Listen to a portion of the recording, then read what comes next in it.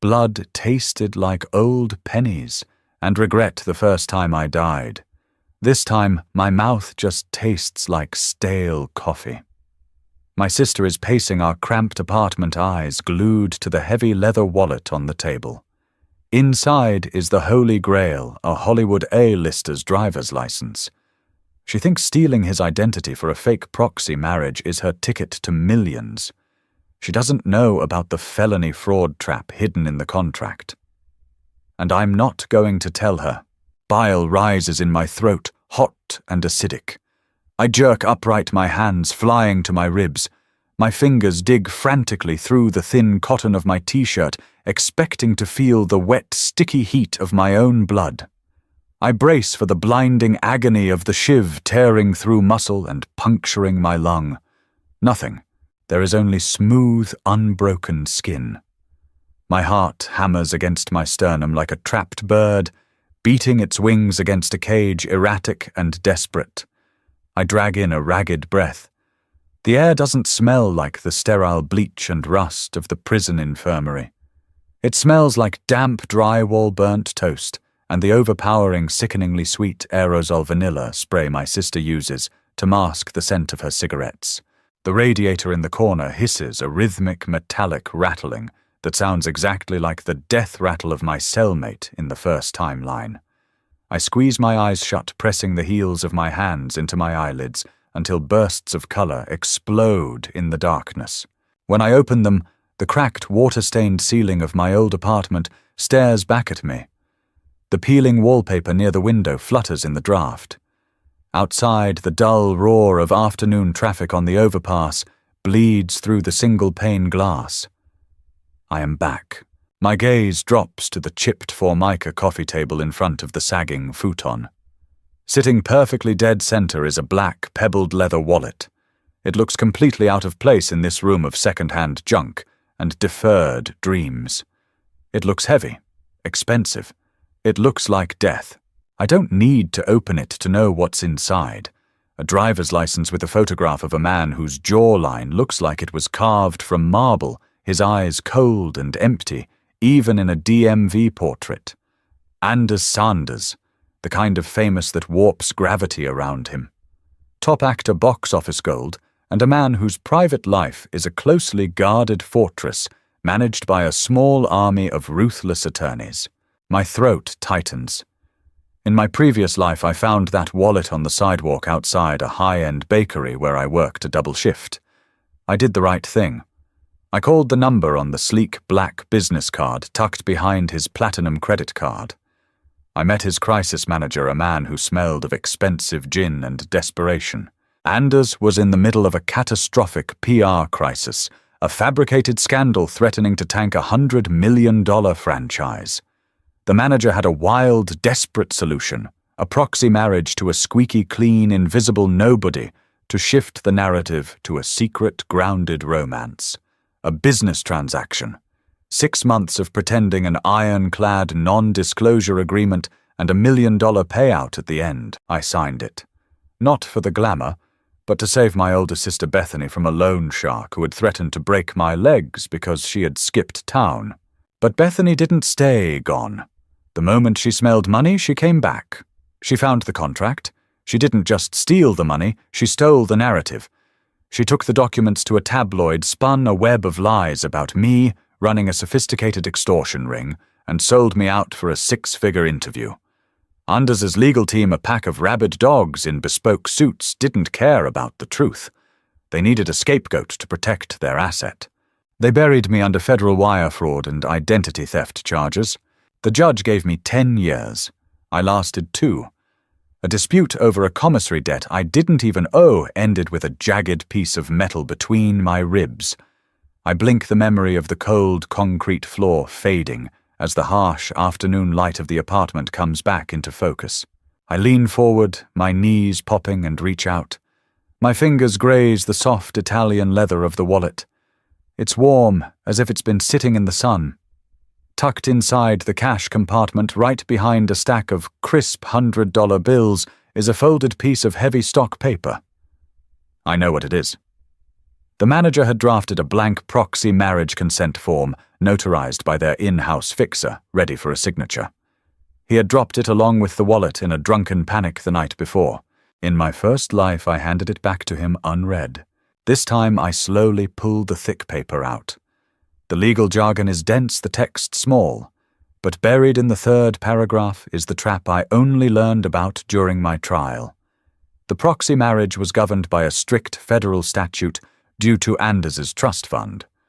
Falsifying the document or executing it without his physical presence and verbal confirmation to the specific federal notary listed wasn't just a breach of contract. It was a Class C felony. I set the paper down next to the wallet. I don't hide it. I don't throw it away. I hear the heavy metallic clunk of the deadbolt turning. The front door whines on its hinges, followed by the sharp, impatient clatter of cheap stilettos on the linoleum floor. "God, it smells like a wet dog in here," a voice complains. "Bethany." I freeze. A visceral, violent wave of nausea washes over me.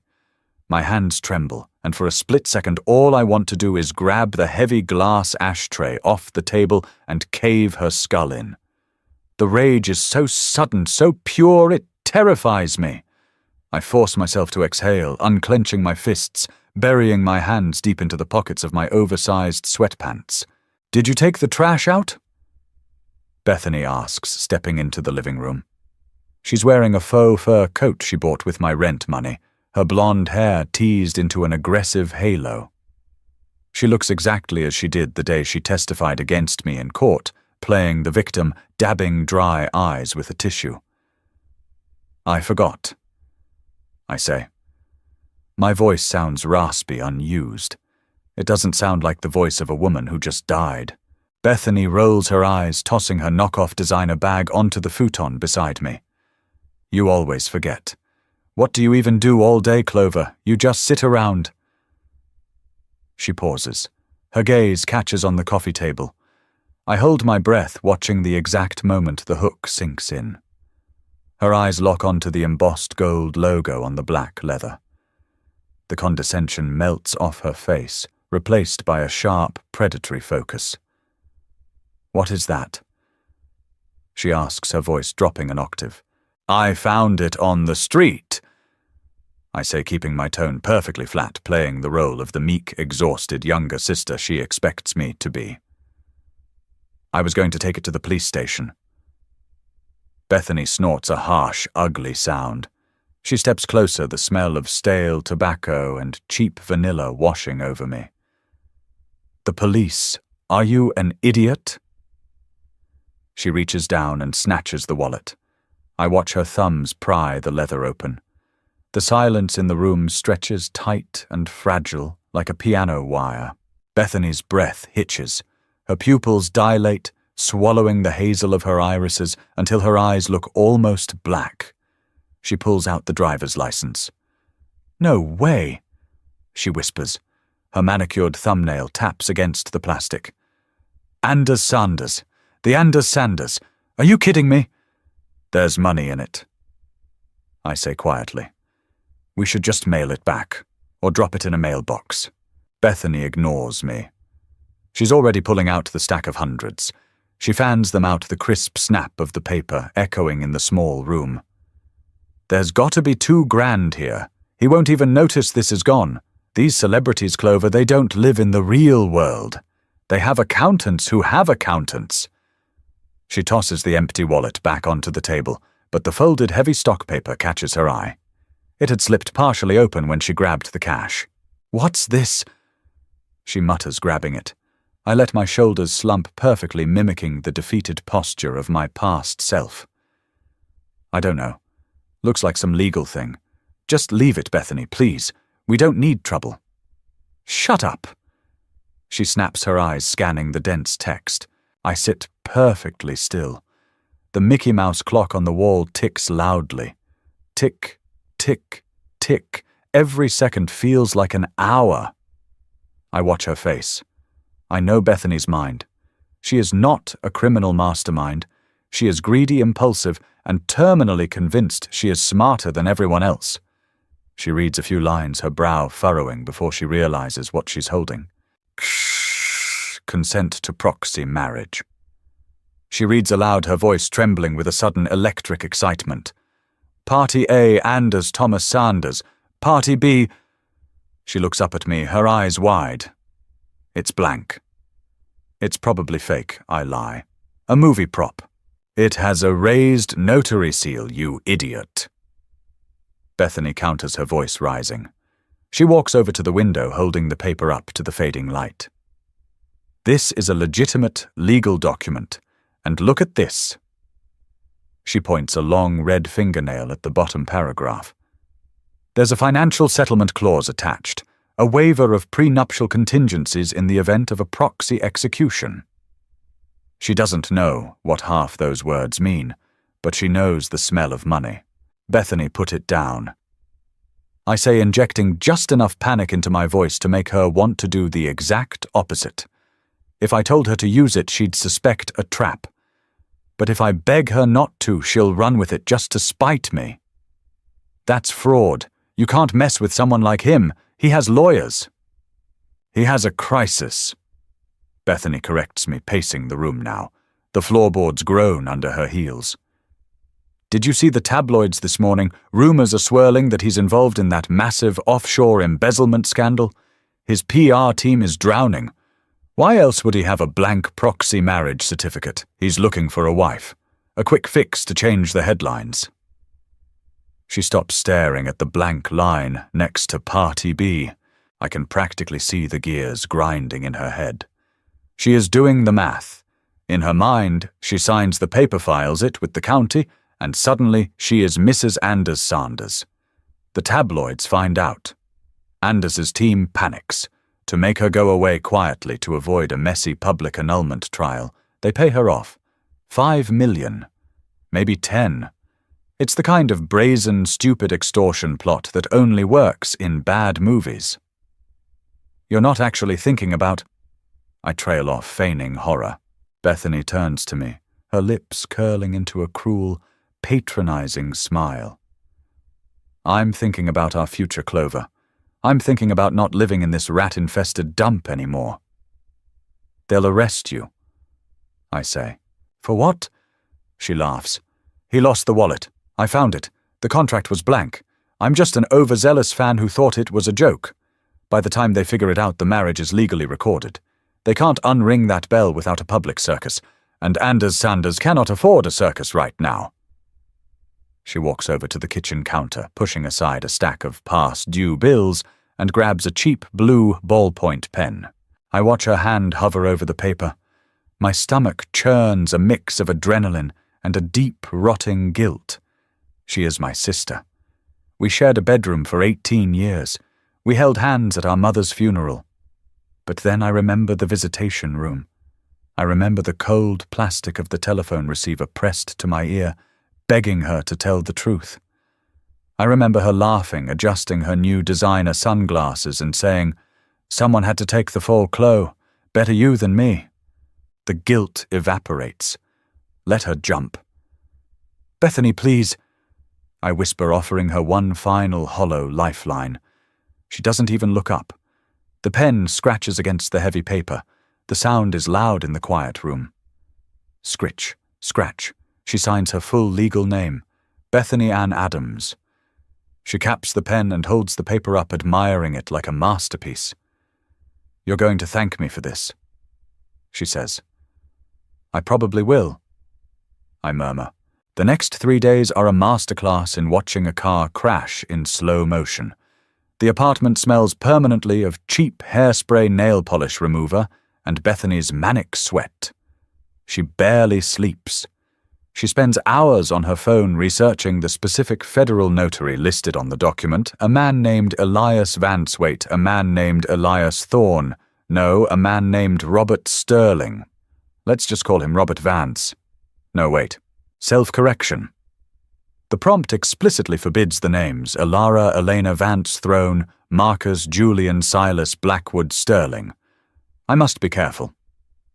She researches the specific federal notary listed on the document, a man named Thomas Aris.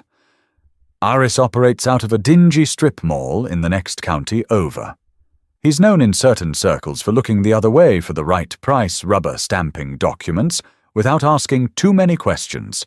He's perfect, Bethany declares on Tuesday morning, slathering bright red lipstick onto her mouth. She's wearing a tailored white suit she shoplifted from a boutique downtown. She thinks she looks like a billionaire's wife. She looks like a desperate woman in a stolen suit. Are you sure about this? I ask from the kitchen. I am washing a single coffee mug over and over, letting the hot water scald my hands just to feel something real. Don't start Clover. She snaps, throwing her lipstick into her purse. I have the ID. I have the signed consent form. All Aris has to do is countersign the federal registry slip. Once he stamps it, it goes straight to the county clerk's office. It becomes public record. She doesn't understand the mechanism of the trap. In my previous life, I learned exactly how Anders's lawyers operated. The document wasn't a standard marriage license. It was a specialized legal instrument designed to bypass waiting periods specifically tethered to Anders's federal trust. To finalize it, the notary had to electronically submit a biometric verification code, a code only Anders possessed. If a notary bypassed that system and forced the registration using false pretenses, it triggered an immediate red flag at the Department of Justice. It wasn't just state-level fraud. It was tampering with a federally protected financial trust. Bethany isn't just faking a marriage. She is attempting to defraud the United States government. I'll come with you, I say, drying my hands on a frayed towel. Bethany narrows her eyes. Why, so you can chicken out and cry in the lobby?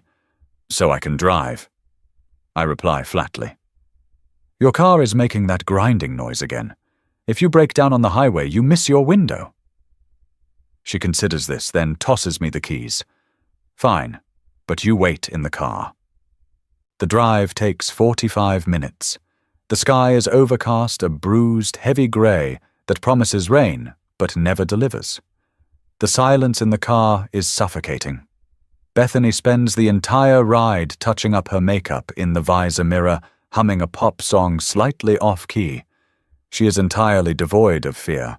Ignorance is the best armor right up until it kills you. We pull into the parking lot of the strip mall. It's a bleak line of storefronts, a pawn shop, a discount liquor store, and a small window with peeling gold lettering that reads, T. Aris, Notary Public and Tax Services. Keep the engine running, Bethany orders, grabbing her purse and the manila envelope containing the stolen wallet and the forged contract. I watch her walk across the cracked asphalt. Her posture is rigid, arrogant. She pulls the glass door open and disappears inside. I roll down the window. The air smells like exhaust fumes and impending rain. My hands grip the steering wheel so tightly my knuckles are white. I wait for the panic to set in. I wait for the sisterly bond to override my trauma. I wait to throw the car into park run inside and drag her out before she ruins her life. But I don't move. I just listen to the rhythmic idle of the engine. 10 minutes pass, then 15. Just as a knot of anxiety begins to form in my stomach, the glass door swings open. Bethany steps out. She isn't running. She is gliding. She walks back to the car, a massive, triumphant grin splitting her face. She opens the passenger door and slides in, tossing a pink carbon copy receipt onto the dashboard. Done! She breathes, her voice vibrating with adrenaline. He barely even looked at the ID. I slipped him 1,000 from the wallet, told him Anders wanted it kept quiet, and he stamped it. He just submitted it to the county clerk's electronic registry. I look at the pink receipt. It looks so flimsy, just a piece of paper, but it is the equivalent of a death warrant. What now? I ask, my voice sounding hollow. Now, Bethany says, pulling out her phone. I send a very polite email to the management contact listed on Anders's business card. I attach a photo of the receipt. And I tell them that my husband and I need to discuss the terms of our separation. She types furiously, her red fingernails clicking against the screen. She hits send. "It's done," she says, leaning back against the headrest, closing her eyes. "We're rich, Clover. We're finally rich." I put the car in drive and pull out of the parking lot. The first drops of rain hit the windshield, streaking the glass. She has no idea. She doesn't know that on the other side of the city an automated alert just flashed on the screen of a junior associate at the most cutthroat law firm in the state. She doesn't know that within 24 hours men in dark suits with federal badges will be kicking our door off its hinges. She thinks she has trapped a celebrity. She doesn't realize she just locked herself in a cage with a monster. And for the first time since I woke up in this second life, I smile. Greasy cartons of leftover Chinese takeout clutter the coffee table, the smell of cold MSG and soy sauce hanging heavy in the stagnant air. 48 hours have passed since Bethany sent the email. 48 hours of suffocating, vibrating tension. Bethany is a live wire. She paces the length of our cramped living room, her phone permanently fused to her palm. Every time a notification chimes a spam email, a text from her predatory ex-boyfriend, a weather alert, her head snaps down, her breath catching in her throat. She has spent the last 2 days aggressively manifesting her delusion. She bought a bottle of cheap Prosecco with the last of the stolen cash from the wallet, drinking it warm from a chipped mug while lecturing me on how our lives are about to change. She has already spent the phantom millions in her head. A penthouse downtown, designer shoes, a personal trainer. Watching her is like watching a ghost perform a play I already know the tragic ending to. "They're sweating," Bethany says, stopping by the window to peer through the dusty blinds. She gnaws on her thumbnail, ruining her fresh manicure. "They're trying to figure out how much I'll take. That's why it's taking so long. They have to liquidate assets or something to make the payout untraceable." "Maybe," I say softly from the futon. My voice sounds detached, even to my own ears. I am floating somewhere above my body, anchored only by the deep, throbbing ache of anticipation in my chest. I haven't slept. Whenever I close my eyes, I feel the cold concrete of my old cell pressing against my cheek. I smell the metallic tang of blood. I hear Bethany's voice on the witness stand, perfectly modulated weeping, as she told the jury I was a sociopath who manipulated her into helping me. My fingers curl into fists, the fingernails biting into my palms. The pain grounds me. It reminds me why I am doing this, or rather why I am doing absolutely nothing to stop it. The Prosecco has turned Bethany's face flushed and puffy. She turns from the window, glaring at me. "Stop looking at me like that, Clover. You look like a beaten dog. You should be celebrating. I did this for us." Bile rises in the back of my throat. For us. The lie is so practiced, so effortless, she actually believes it. At exactly 4:15 p.m., her phone vibrates violently against the Formica counter. It isn't a text chime. It's the heavy, sustained buzz of an incoming call. Bethany gasps. She lunges across the room, knocking over an empty carton of lo mein noodles, scattering across the floor like pale worms. She snatches the phone, her eyes widening as she reads the caller ID. "Unknown number." She whispers, her voice trembling. She clears her throat, runs a hand through her teased hair, as if the caller can see her, and swipes the screen. "Hello." I hold my breath. The silence in the room is absolute, broken only by the faint, tinny murmur of a male voice bleeding through the phone speaker. I can't make out the words, but I recognize the cadence. Crisp, professional, deadly. Bethany's posture shifts. Her spine straightens. A smug, predatory smile stretches across her face, pulling her skin tight. Yes, this is Bethany Sanders, she says, tasting the stolen surname, letting it roll off her tongue with a nauseating sense of entitlement. The voice on the other end pauses, then speaks again. A longer sentence this time. "I see." Bethany says, her tone adopting a faux boredom. Well, I appreciate your promptness. I think it's in everyone's best interest to handle this quietly. My husband agrees, I'm sure. Another pause. Tomorrow morning at my residence? Bethany frowns, glancing around our dingy apartment. She clearly wanted a glass-walled conference room in a high-rise. Fine, 8 a.m. works. Bring the paperwork, and tell Anders I expect a very generous gesture for my cooperation. She hangs up. She throws her head back and lets out a sharp, hysterical laugh. Did you hear that? She shrieks, dropping to her knees in front of me, grabbing my shoulders and shaking me. They're coming here tomorrow. His legal representation is coming to draft the settlement agreement. They surrendered Clover. They completely caved. I look into her eyes. They are bright, feverish, utterly blind to reality. What did they say exactly? I ask, keeping my tone perfectly level. That they received the notification of the marriage registry. That they take the matter incredibly seriously due to Anders's high profile, and that they are dispatching a specialized team to our address to finalize the dissolution and discuss terms. She stands up, spinning in a circle. I need to clean this place. I need to look intimidating. I need a better suit. She doesn't hear the precise, terrifying vocabulary they used. Dispatching a specialized team. Finalize the dissolution. They aren't talking about a divorce settlement. They are talking about neutralizing a threat. I'll help you clean, I say, standing up. My legs feel heavy, filled with lead. We spend the next 4 hours scrubbing the apartment. Bethany makes me bleach the baseboards while she irons her stolen suit. The smell of ammonia burns my nostrils, a harsh chemical scent that perfectly matches the toxic dread pooling in my stomach. When night finally falls, the apartment is as pristine as a slum can be. Bethany takes a long shower, leaving me alone in the living room. I walk over to the window and look down at the street. The orange glow of the streetlights illuminates the wet asphalt. A stray cat darts into an alleyway. In a few hours, this quiet street will be swarming with black SUVs. I press my forehead against the cold glass.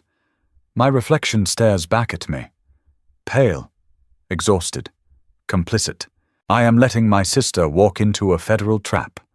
I am letting her destroy her life to save my own. A small, pathetic part of me, the sister who used to braid her hair, the girl who believed blood was thicker than anything, screams at me to wake her up, to tell her the truth, to run.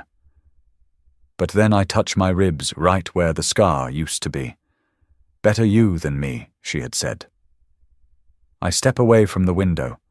The guilt doesn't disappear, but it crystallizes into something hard and cold. Survival. Let the team come. Morning arrives draped in a sickly grey fog. The air inside the apartment is thick-smelling of burnt coffee, and the overpowering floral perfume Bethany has practically bathed in. She is sitting on the futon rigid as a board, wearing her white suit. Her red lipstick is perfect. Her hair is perfectly sprayed into place. She looks like a sociopath trying to impersonate a human being. I am sitting in the small wooden chair by the kitchen counter, wearing an oversized grey sweater and faded jeans. I am playing the scenery. The invisible, irrelevant younger sister. The digital clock on the microwave flashes 7:58 a.m. Why are my hands shaking? Bethany mutters, staring down at her palms. She rubs them together aggressively. It's just nerves, excitement. God, I hope they bring a briefcase full of a good faith deposit. 7:59 a.m. The rhythmic sound of heavy tires rolling over wet pavement drifts through the thin walls. Car doors slamming. Not one, several. The synchronized heavy thud of multiple boots hitting the concrete stairs outside. They're here, Bethany whispers. She stands up, smoothing down the front of her jacket. She takes a deep breath, pasting on a smile that looks entirely psychotic. There is no knock. The cheap wooden door bows inward with a deafening crack. Wood splinters like shrapnel flying across the linoleum. The The deadbolt shears clean off the frame, hitting the opposite wall with a loud clang. Bethany screams, stumbling backward over the coffee table. Men flood into the room.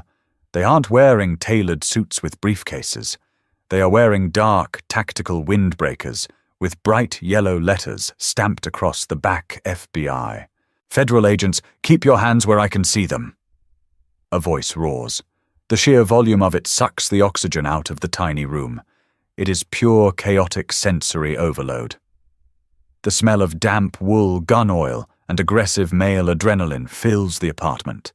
Flashlights sweep the room, blindingly bright even in the morning light. Boots trample over the freshly bleached floor. "What are you doing?" Bethany shrieks, her hands flying to her face. "You have the wrong apartment. Stop." 2 agents flank her immediately. One grabs her right arm, twisting it sharply behind her back. "Hey, let go of me. I'm Anders Sanders' wife." She screams, kicking out with a stiletto heel. "Bethany Adams." A calm, chilling voice cuts through the chaos. The agents part slightly. A man steps through the ruined doorway. He isn't wearing a windbreaker. He is wearing a charcoal grey suit that probably costs more than everything inside this building combined. His shoes are polished to a mirror shine. He holds a slim leather folder. His eyes are dead, entirely devoid of empathy. I recognize him instantly. He was the lead counsel for Anders's legal defense team in my timeline. The man who orchestrated my crucifixion. Let's call him Mr. Pierce. Pierce surveys the room, his lip curling slightly in disgust at the peeling wallpaper before his gaze locks onto Bethany. She is currently pinned against the wall chest, heaving mascara starting to run from the corners of her eyes. "Who are you?" Bethany stammers, the bravado completely drained from her voice, replaced by raw, primal panic. "I am lead counsel for Mr. Anders Sanders." Pierce says smoothly. He doesn't raise his voice. He doesn't need to. "And you, Miss Adams, are under arrest for conspiracy to commit federal wire fraud, aggravated identity theft, and the unlawful tampering of a federally protected biometric trust." "What?" Bethany breathes. The color vanishes from her face, leaving her sickly pale. No, I found his wallet. I found the contract. It was a proxy marriage. It's legal. A blank proxy marriage contract governing a federal trust requires a biometric authorization key." Pierce explains, his tone conversational, like a teacher correcting a slow student. "By bribing a notary to bypass the federal registry system, you triggered an automated Department of Justice alert. You didn't marry my client, Miss Adams. You attempted to hack a government-monitored financial institution." Bethany's mouth opens and closes, but no sound comes out. She looks at Pierce, then at the agents, and finally her terrified eyes find me. "Clover." She whimpers. "Clover, tell them it's a mistake. Tell them we just found it." The entire room goes still. Pierce shifts his cold gaze toward me. The agents turn their heads. My heart beats a frantic rhythm against my ribs. This is the moment, the pivot point of the timeline. In the past, this was where I cried, where I tried to explain, where I incriminated myself by admitting I was the one who initially found the wallet. I look at my sister. I see the absolute terror in her eyes, but underneath it I see the calculation. She is already trying to figure out how to drag me down with her, to lighten the load. I force my expression to remain blank, letting my eyes widen in feigned shock and confusion. I wrap my arms around my torso, making myself look small, terrified, and entirely oblivious. "I don't know what you're talking about, Bethany," I say, my voice trembling perfectly. "You told me you were going to the mall." Bethany stares at me, her expression shattering. Betrayal rips across her face, ugly and visceral. "You bitch!" She snarls, lunging toward me. The agent holding her slams her back against the drywall so hard the picture frames rattle. The sharp metallic click of handcuffs echoes in the small room. "Bethany Ann Adams, you have the right to remain silent." The agent begins reading the Miranda warning in a bored, monotonous drone. "She knew!" Bethany screams, thrashing against the cold steel around her wrists. She was here. She knew about it. Pierce looks at me, his eyes narrowing slightly, assessing me. I shrink back against the kitchen counter, letting a single tear spill over my eyelashes. "Did you participate in the forging of these documents, miss?" Pierce asks sharply. "No," I whisper, shaking my head violently. "I swear, I don't even know what a biometric trust is. She just came home with a fancy wallet a few days ago and wouldn't let me touch it." Pierce stares at me for a long, agonizing second. Then he dismisses me entirely. I am nothing to him, a poverty-stricken ghost in a run-down apartment. "Get her out of here," Pierce orders the agents. "Seize everything electronic, phones, laptops. We need to secure the physical ID." They drag Bethany towards the door. She is sobbing now, loud, ugly, hacking sobs, her high heels dragging across the linoleum. As she passes me, she twists her head, her eyes locking onto mine one last time. There is no sisterly love left in that gaze, only pure venom. "I'll kill you, Clover!" she screams as they pull her into the hallway. "I swear to God I'll ruin you!" Her voice fades as they drag her down the stairs, replaced by the chaotic noise of agents tossing our apartment, tearing apart the futon, emptying drawers. I stand in the corner, my back pressed against the peeling wallpaper, my arms wrapped tightly around myself. I am shaking. The adrenaline crash is sudden and brutal, making my teeth chatter. But beneath the physical shock, beneath the lingering scent of my sister's cheap perfume and the heavy boots of federal agents tramping through my life, I feel a deep, terrifying sense of peace. The phantom ache in my ribs is finally gone. Splintered wood litters the entryway, bright yellow under the harsh morning sun, bleeding through the empty frame where the door used to be. Dust motes dance in the stagnant air, settling over overturned chairs, gutted sofa cushions, and clothes violently yanked from dresser drawers. The federal agents did not clean up after themselves. They came, they destroyed, and they vanished, taking my sister with them. My ears ring in the suffocating silence. Slowly, my body unfreezes. My joints pop as I stand up from the kitchen corner. The linoleum is sticky under my bare feet, a spilled puddle of Bethany's cheap Prosecco, already drying into a sugary trap for roaches. I walk into the living room and pick up a framed photograph from the floor. The glass is cracked straight down the middle. It's a picture of Bethany and me from high school. She is smiling, radiant, practically choking me with a one-armed hug. A sharp, jagged shard of glass slips loose and slices the pad of my thumb. A bead of crimson blood wells up instantly. I stare at it. The pain is sharp, clean, undeniable. It proves I am alive. It proves I am not sitting on a metal cot waiting for a shiv. I bring my thumb to my mouth, tasting iron and salt, and toss the broken frame into the trash bin. Footsteps echo in the hallway outside. Heavy measured entirely unlike the frantic boots of the FBI. A man appears in the ruined doorway. He does not step inside immediately. He is young, maybe late 20s, dressed in a navy suit that fits a little too tightly across the shoulders. He carries a slim leather portfolio, looking at the devastation of our apartment with a mixture of pity and severe discomfort. He smells like expensive mint breath strips and dry-cleaned wool. "Clover Adams?" he asks. His voice is smooth, cultivated to be non-threatening. "Who wants to know?" I reply, wrapping my arms around my oversized sweater. I don't invite him in. He clears his throat, finally crossing the threshold, his polished Oxfords crunching on drywall dust. "My name is Liam. I work for Mr. Pierce, the attorney who was just here."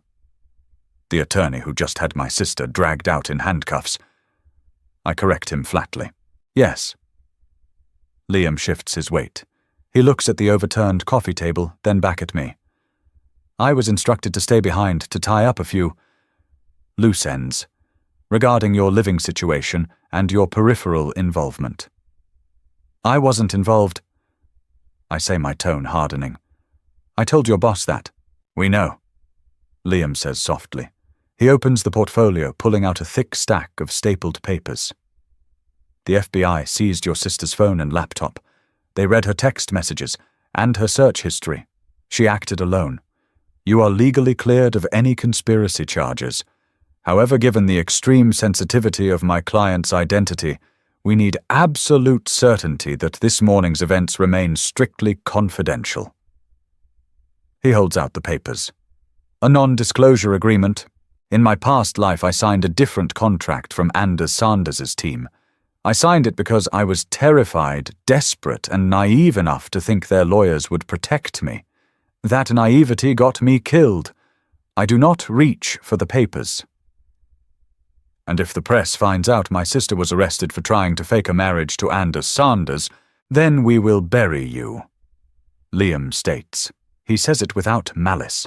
It is simply a statement of corporate fact. We will sue you for defamation, breach of privacy, and emotional distress. We will garnish your wages for the rest of your natural life. You will never rent an apartment or hold a bank account again. He pauses, letting the threat settle into the damp air of the room. Then he reaches into his breast pocket and pulls out a crisp white envelope. Conversely, Liam continues, his tone softening back into a practiced, empathetic hum.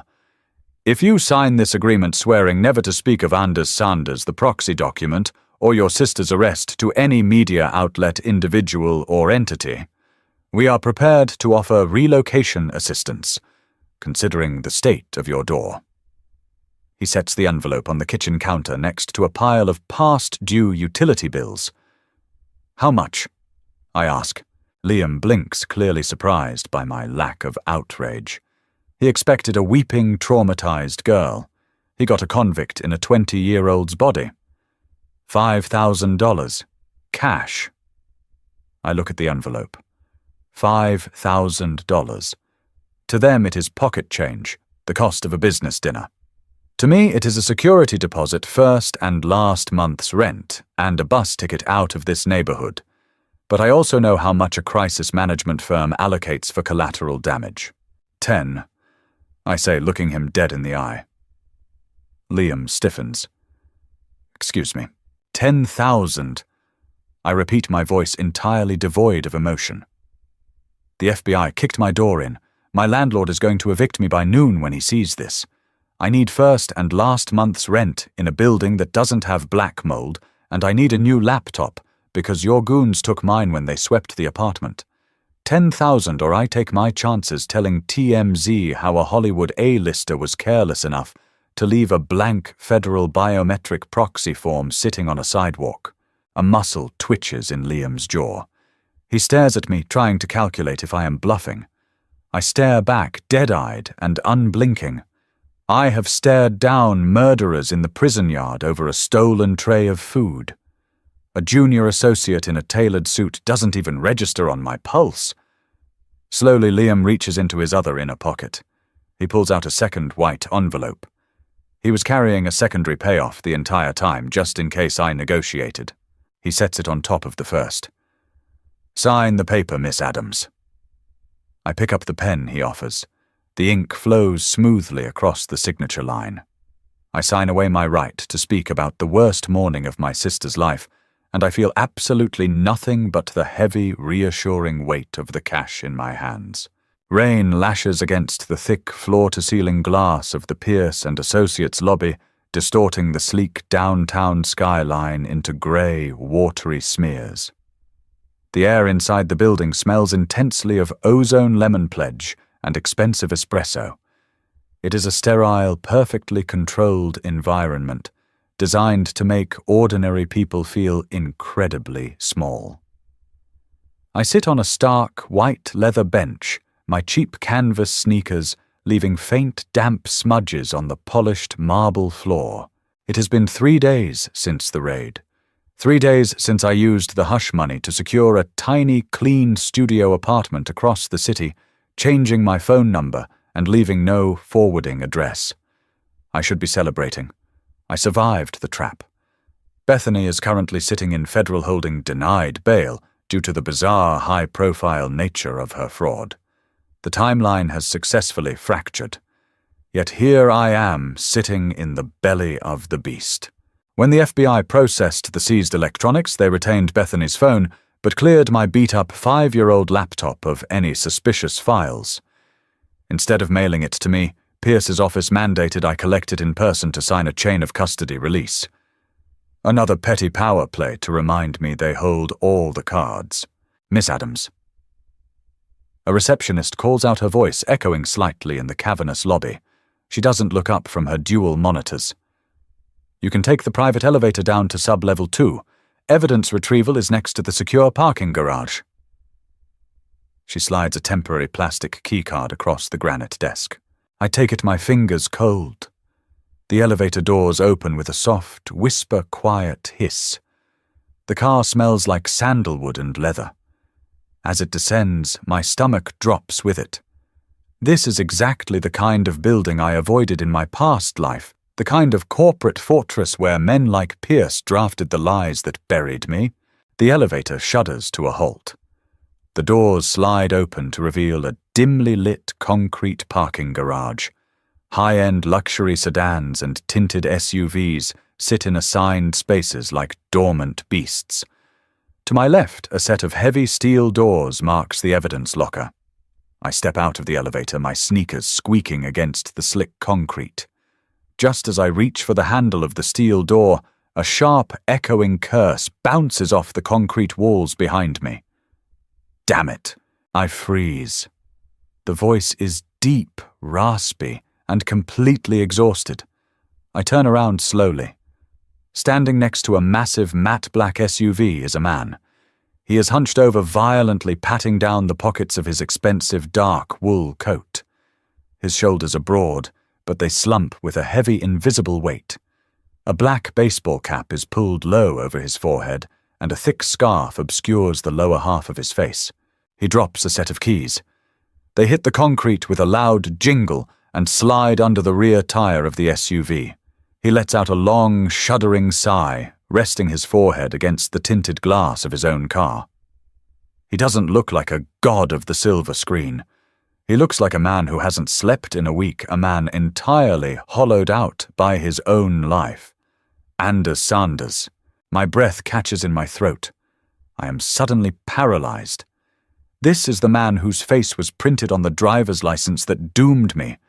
This is the man whose PR crisis demanded my sacrifice. In my nightmares, he was a towering, malicious figure laughing as the judge struck the gavel.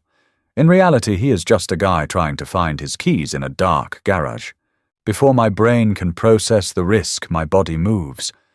The ingrained habit of invisible servitude takes over.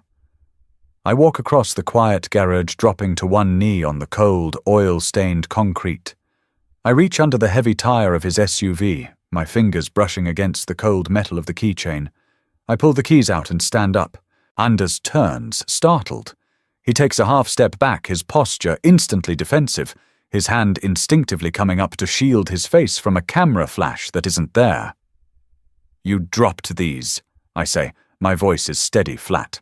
He lowers his hand slowly. Under the harsh fluorescent lights of the garage, his eyes lock onto mine. They are a startling vivid blue, heavily bloodshot with deep bruised bags underneath them. The flawless marble jawline from his photos is currently hidden beneath several days of rough, dark stubble. He smells strongly of black coffee stale nicotine and a faint hint of peppermint. "Thanks!" He mutters, his voice rough as sandpaper. He reaches out his large, calloused hand, brushing against my fingers as he takes the keys. His skin is remarkably warm. He looks at me for a second longer than necessary. His brow furrows a flicker of genuine confusion crossing his exhausted features. He is trying to place me, trying to figure out if I am an assistant, a paralegal, or a threat. He doesn't know. He has no idea that his careless mistake cost me my life once and cost my sister her freedom twice. A sudden hot wave of anger flares in my chest, burning away the residual fear of his lawyers. This man's absolute disconnect from the real world, his ability to drop a piece of paper that can ruin lives and walk away unscathed, is infuriating. I don't smile. I don't swoon. I look at him with undisguised, bitter resentment. "Keep your wallet in your pocket next time." I say quietly, the words slipping out before I can stop them. Anders freezes. The keys jingle softly in his hand as his grip tightens. His eyes widen, the exhaustion momentarily blown away by a sharp, sudden shock. He stares at me, truly seeing me for the first time, realizing exactly who I must be. The sister, the roommate, the collateral damage of the week's disaster. Before he can open his mouth to speak, I turn my back on him. I walk towards the steel doors of the evidence room, my spine perfectly straight, leaving the top actor in the world standing speechless in the damp, echoing garage. Neon light buzzes outside the diner window, casting a sickly, flickering pink hue over the cracked vinyl of booth number 4. It is 2 a.m. on a Tuesday. The air inside smells of scorched filter coffee industrial degreaser and the damp wool of graveyard shift workers. I wipe down the laminated table with a grey rag. The repetitive motion is soothing. I have been working here for a week, living off the hush money while bagging minimum wage under the table. It is anonymous. It is safe. The bell above the glass door jingles a sharp, cheerful sound that violently clashes with the hour. Footsteps squeak against the wet linoleum. I don't look up immediately. I just scrape a hardened piece of chewing gum off the edge of the table with my fingernail. "Black coffee. Leave the pot." The voice is raspy, exhausted, and instantly recognizable. My hand goes still. I slowly straighten my spine, the damp rag dripping onto the floor. Sitting in booth number 3, sliding into the corner so his back is to the wall, is Anders Sanders. He is wearing a dark, heavy trench coat, the collar turned up against the rain. A faded baseball cap shadows his eyes. He looks worse than he did in the garage. The dark circles under his eyes look like bruises, and his jaw is tight with an invisible grinding tension. I walk behind the counter, grab the glass carafe off the burner, and pick up a thick ceramic mug. I walk over to his booth and pour the coffee. Steam rises between us, smelling bitter and burnt. $10,000. Anders says, staring into the black liquid. "That's what Pierce told me he paid you for your silence." "Your lawyer drives a hard bargain." I say, my voice flat. I don't sit down. I tuck the serving tray under my arm. Anders looks up. His blue eyes are piercing, stripped of all the Hollywood gloss. They are the eyes of a man backed into a corner. "You told me to keep my wallet in my pocket. You knew exactly what was in it. You knew what your sister was going to do." I knew she found a blank contract. I correct him, keeping my face entirely blank. I told her it was a trap. She didn't listen. She never listens. "And you just let her walk into federal custody." "She made her bed," I say quietly. A rush of cold air hits my neck as the kitchen doors swing open, but the chill inside me is deeper. I wasn't going to lie down in it with her. Not again. The words slip out a ghost from the first timeline. Anders's brow furrows, catching the strange phrasing, but he doesn't press it. Instead, he reaches into his coat pocket and pulls out a thick manila envelope. He drops it onto the sticky table. It lands with a heavy, authoritative thud. My crisis manager was drunk when he dropped that wallet. Anders says, his voice dropping to a low murmur. "He drew up that proxy contract because I am drowning in a PR nightmare. Rumors of offshore embezzlement. The studio was threatening to pull my next 3 films. The plan was a quiet, out-of-nowhere marriage to a civilian, a grounding narrative, a distraction. And my sister tried to steal the distraction," I say. "She did worse than that." Anders mutters, rubbing his face with both hands. "The proxy was tied to my federal trust. When she bribed that back-alley notary to force the biometric stamp, it didn't just flag the DOJ. It triggered an automatic hard lock freeze on my entire financial portfolio. The feds are auditing me, Clover. They think the fraudulent marriage attempt was me trying to deliberately launder money before an indictment. I stare at him.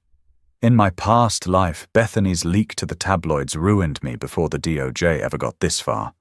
She had changed the narrative. This time her silence in federal lockup has left Anders holding a ticking bomb. "Why are you telling a waitress this?" I ask. "Because my legal team has exactly one play left," Anders says, leaning forward, the scent of expensive peppermint mixing with the diner coffee. "We have to prove to the DOJ that the proxy marriage wasn't a financial laundering scheme. We have to prove it was a legitimate, pre-planned arrangement that your unstable sister intercepted out of jealousy." He taps the manila envelope. "Pierce wants you to sign a new contract. Not a hush money NDA, the actual marriage proxy. Backdated. We tell the feds you were the intended bride all along. Your sister found our paperwork, got greedy, and tried to steal your payout." The diner goes perfectly silent around us. The hum of the refrigerator, the clatter of plates in the back, it all fades into a low, static buzz. I look at the envelope. It is the exact same shape and weight as the one that sealed my death warrant in the first timeline. "You want me to marry you," I state, "to save your money. I want to hire you." Anders corrects his tone, desperate but firm. 6 months, ironclad prenup. You live in the guest wing of my estate. We make 3 public appearances. Then we file for a quiet dissolution citing irreconcilable differences. Pierce authorized me to offer you $1 million. $1 million. The exact same price as my previous life. I look at the top actor in the world. He expects me to gasp. He expects me to widen my eyes, to tremble with gratitude, to grab a pen and sign my life away to a man who didn't even notice me, picking up his keys until I insulted him. I reach across the table, pick up the manila envelope and slide it right back to him. 5, I say. Anders blinks. Excuse me. 5 million. I say, my voice steady, my heart beating a slow, powerful rhythm against my ribs. The phantom scar doesn't ache. It feels like armor. $5 million deposited into an offshore account of my choosing before I sign anything. Full legal immunity in writing indemnifying me against any DOJ blowback, and Pierce doesn't speak to me unless spoken to. Those are my terms. Anders stares at me. The exhaustion in his face is momentarily replaced by pure, unadulterated shock. Then slowly the corner of his mouth twitches. It isn't a Hollywood smile. It's a genuine, dark smirk of a man who realizes he is sitting across from a predator, not prey. "You're entirely ruthless," he whispers. "I'm a survivor," I reply, picking up the dirty rag. "Do we have a deal, or do you want to keep drinking bad coffee?" The air inside the federal detention center smells exactly as I remember it. It is a suffocating blend of industrial bleach, stale sweat, and the metallic tang of institutional despair. Fluorescent lights buzz overhead, casting a sickly, jaundiced glow over the pale green cinder block walls. I sit in a molded plastic chair screwed to the floor. The thick, bulletproof glass partition separates me from the prisoner side of the visitation room. My reflection in the glass is sharp. I am not wearing an oversized, threadbare sweater. I am wearing a tailored charcoal grey blazer that costs more than my old apartment's yearly rent. My hair is sleek. My posture is relaxed. I look like untouchable money. The heavy steel door on the other side of the glass clangs open. Bethany shuffles in. The breath catches in my throat, a momentary visceral reaction, but it vanishes instantly. She looks terrible. The bright, manic energy that fueled her fake marriage scheme has been entirely hollowed out. Her bleached blonde hair is greasy, showing an inch of dark roots. The orange jumpsuit swallows her frame. Her skin is sallow, broken out in stress-induced hives. She sits down in the plastic chair opposite me. She doesn't reach for the phone immediately. She just glares at me through the smudged glass, her eyes burning with a toxic, impotent hatred. I pick up the heavy black receiver. The plastic is cold. Slowly, Bethany picks hers up. "You set me up," she hisses. The audio is tinny, filtered through the cheap prison wiring, but the venom is clear. "You knew they were coming. You let me walk into that trap. You found the wallet, Bethany," I say. My voice is perfectly calm, devoid of any sisterly inflection. "You signed the paper. You bribed the notary. I just watched. I'm going to federal prison for a decade, Clover," she screams, slamming her free hand against the reinforced glass. The guard by the door takes a warning step forward. Bethany shrinks back, her chest heaving. "They denied my bail. The public defender says the DOJ wants to make an example out of me. Because of his stupid trust fund. I did this for us to get us out of the gutter. You did it for yourself," I correct her smoothly. "You were going to take the payout and leave me with the lease, just like you did with the loan shark." Bethany freezes. Her eyes dart away, a flicker of genuine guilt completely buried by her overwhelming narcissism. She knows I am right. "Why are you here?" she sneers, leaning closer to the glass. "To gloat, to show off your new thrift store suit." I look down at my blazer, brushing an invisible piece of lint off the lapel. Anders's legal team approached me. I say quietly. Bethany's breath hitches. Her pupils dilate, the familiar greedy hunger, briefly overriding her misery. Why did they offer you a settlement? Are they dropping the charges against me?" "No," I say. I look her dead in the eye, letting the absolute finality of my next words sink into the marrow of her bones. "The DOJ needs proof that the proxy contract was legitimate to unlock Anders's financial assets. They need proof that you were just a jealous, unstable sister who stole the documents meant for someone else." Bethany's mouth opens slightly. She shakes her head, her brain struggling to process the information. Meant for someone else. "Me?" I say. I raise my left hand and place it flat against the glass partition. Resting on my ring finger is a platinum band holding a flawless 3-carat emerald-cut diamond. The prison lights catch the facets, throwing sharp, cold sparks of light across the small room. "I signed the paperwork yesterday," I tell her. "The DOJ cleared the audit this morning. Anders and I are officially married. His PR team is spinning the story to the press this afternoon. A beautiful secret romance nearly ruined by a tragic estranged sibling." Bethany stares at the ring. Her face loses all its color, turning the shade of old parchment. The realization hits her like a physical blow. The millions she dreamed of, the penthouse, the glamour, it wasn't just gone. I had taken it. I had claimed the life she tried to steal, built on the ashes of her own ruin. "No," she whispers, her voice cracking. No. That was mine. You bitch, that was mine." She drops the phone. It dangles by its metal cord, swinging against the cinderblock wall. Bethany throws herself against the glass, screaming soundlessly through the thick barrier, her hands clawing at the partition, as if she can reach through and rip the ring off my finger. 2 guards immediately flank her, grabbing her arms and dragging her backward towards the steel door. She thrashes wildly, kicking and screaming, her face contorted in an ugly mask of pure, unadulterated agony. I watch her go. I don't smile. I don't frown.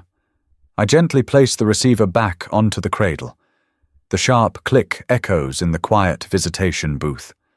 I stand up, smooth out my jacket, and walk out of the room without looking back. The heavy exterior doors of the detention center slide open. The afternoon air hits my face. It smells of damp asphalt ozone and distant rain. It smells like freedom. Parked at the curb is a matte black SUV. Pierce is standing by the rear door, looking miserable in the humidity. He opens the door for me in stiff, forced silence. I slide onto the soft leather seat. Anders is sitting on the other side, scrolling through an iPad. He looks up as I pull the door shut. "Done?" he asks, his voice rough but steady. "Done," I reply, leaning back against the headrest, looking out the tinted window at the prison walls fading into the distance. My ribs don't ache anymore. The timeline belongs to me now. That's the incredible story of Clover Adams surviving her sister Bethany's ultimate betrayal and turning the tables on Hollywood's biggest star, Anders Sanders. If you loved this intense tale of revenge, survival, and a fake marriage gone completely off the rails, make sure to hit that like button right now. Don't forget to share this video with anyone who loves a good Reborn drama, and smash that subscribe button so you never miss another gripping story. Let me know in the comments. Would you have let Bethany take the fall? See you in the next one.